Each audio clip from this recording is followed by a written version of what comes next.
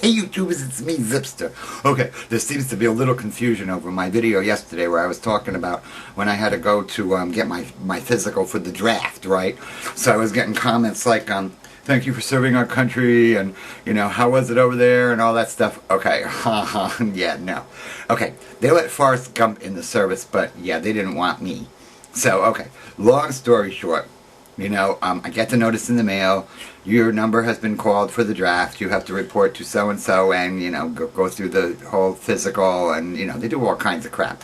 So, we go to Philly or wherever it was. I don't really remember. This is so long ago. I just know there were busloads of us coming from where I live. And we get there and they pile us all in this big, like, you know, gymnasium kind of place. And we're all sitting at, like, little desks and we had to take, like, a test to prove that we weren't, like, totally...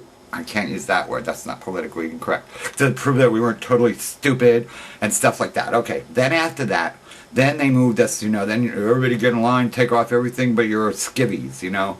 We're like, oh no, you know, I weighed like 124 pounds.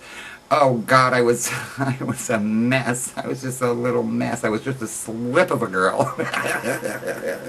But yeah, what are you going to do? So took it off, and then one by one there's a line. You have to go into the pisser and piss in a little cup. Okay, great, no problem. The killer was, I remember there was like a guy like 2 urinals away from me. He was like, man, I can't piss on command.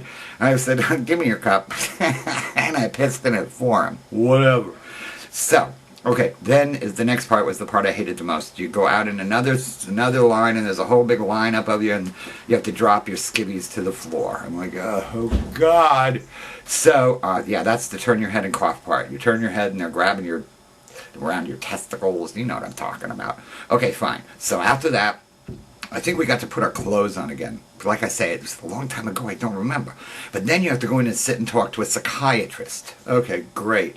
So I go in and he's asking me all kind of questions and I'm telling him all kind of answers. And I was telling the truth. I wasn't, you know, trying to fake anything. I was just telling him, you know, the answers to the questions. And he's like, okay, well, can you just stay here for a moment? I'm like, yeah, okay. And like a couple of seconds later, another psychiatrist comes in and he starts the whole thing over again. He's like, okay, thank you. You know, and then, okay, so we all went back to the gymnasium-y thing. And, you know, some sergeant-y dude comes in and he's like, okay, there are a couple of people that I want to step aside. And, of course, my name is one of them, me and 3 other dweebs. I mean, like, the dweebiest guys there, okay? So, we're all aside, and he said, we're going to need to retain you people for another day. I'm like, oh my God! Everybody else gets to go home on the bus except me and these 3 dweebs. So the next day, they, like, passed us around from doctor to doctor, medical doctors, psychiatrists, all this stuff. I don't know if it was some kind of training course in weirdos or what, but it was horrible. Anyway, yeah, so I finally got to go home the next day. They took us home in an army, like one of them little army trucks. Oh, it was so cool. Anyway, yeah, so I got home and, you know, then you have to sit around and wait to get your draft card or whatever the hell it's called, you know, and it has your classification on the back. And I don't remember how it went exactly. I guess 1A means you're like prime beef or whatever. But I looked on the back of my card and it was 1Y.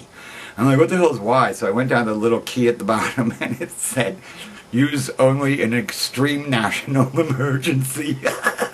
So yeah, I never had to go to Vietnam, but that was fine with me. Anyway, I hope I cleared everything up with that story. Okay, I'll talk to you later. I love you. Thank you. Have a good holiday weekend.